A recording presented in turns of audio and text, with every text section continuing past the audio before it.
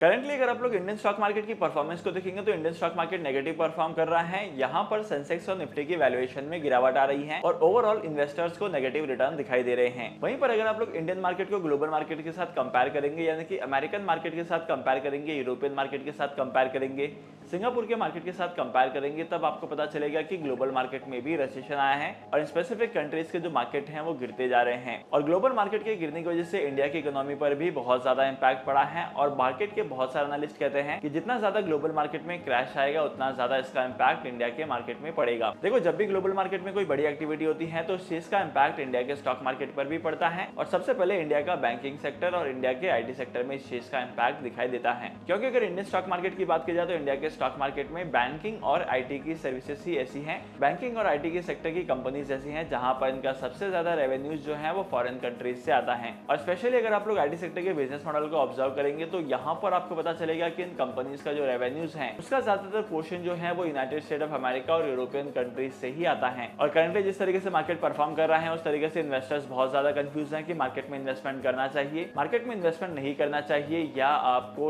अपनी इन्वेस्टमेंट्स के स्टेक को होल्ड करना है। अगर आप लोगों ने स्टॉक मार्केट में इन्वेस्टमेंट किया है तो आपकी भी सेम कंफ्यूजन होगी। लेकिन रिसेंटली ग्लोबल मार्केट के फंड मैनेजर्स का एक सर्वे हुआ था जहां पर ये पता चला है कि अराउंड 53% तक के एनालिस्ट जो हैं वो कहते हैं कि इंडिया के स्टॉक मार्केट में आने वाले टाइम पीरियड में काफी अच्छी रैली देखने को मिलेगी और इंडिया का स्टॉक मार्केट काफी तेजी से ग्रो करेगा। अब शायद आपके दिमाग में ये आ रहा होगा कि करंटली मार्केट गिरते जा रहा है और बहुत सारे सेक्टर्स के शेयर्स की प्राइस गिरते जा रही है और अगर मार्केट इसी तरीके से गिरते रहा तो आने वाले टाइम पीरियड में आपको प्रॉफिट्स नहीं लॉसेस दिखाई देंगे। और शायद आपके दिमाग में ये सवाल आ रहा होगा कि इन फंड मैनेजर ने आखिर ऐसा क्यों कहा। देखो, ग्लोबल मार्केट के फंड मैनेजर के सर्वे से अगर ये पता चला है कि इंडिया के स्टॉक मार्केट में रैली आएगी तो मोस्ट प्रोबेबली चांसेस काफी ज्यादा है कि इंडिया के स्टॉक मार्केट में रैली आए। क्योंकि अगर आप लोग ओवरऑल इंडिया के सारे सेक्टर्स की ग्रोथ को देखेंगे तो इस सेक्टर में ग्रोथ काफी अट्रैक्टिव दिखाई दे रही है। अगर आप लोग इंडियन स्टॉक मार्केट में देखेंगे तो इंडिया के स्टॉक मार्केट में बहुत सारी ऐसी कंपनीज हैं जिनके शेयर्स की वैल्यूज लगातार गिरते ही जा रही हैं। लेकिन उन कंपनीज के अगर आप लोग बिजनेस मॉडल को देखेंगे तो उन कंपनीज का बिजनेस मॉडल यूनिक तरीके से ग्रो करते जा रहा है। तो अगर इसी तरीके से कंपनी के बिजनेसेस ग्रो करते तो इसी की वजह से अगर कंपनी के फंडामेंटल स्ट्रांग होते गए और कंपनी के बिजनेस मॉडल स्ट्रांग होते गए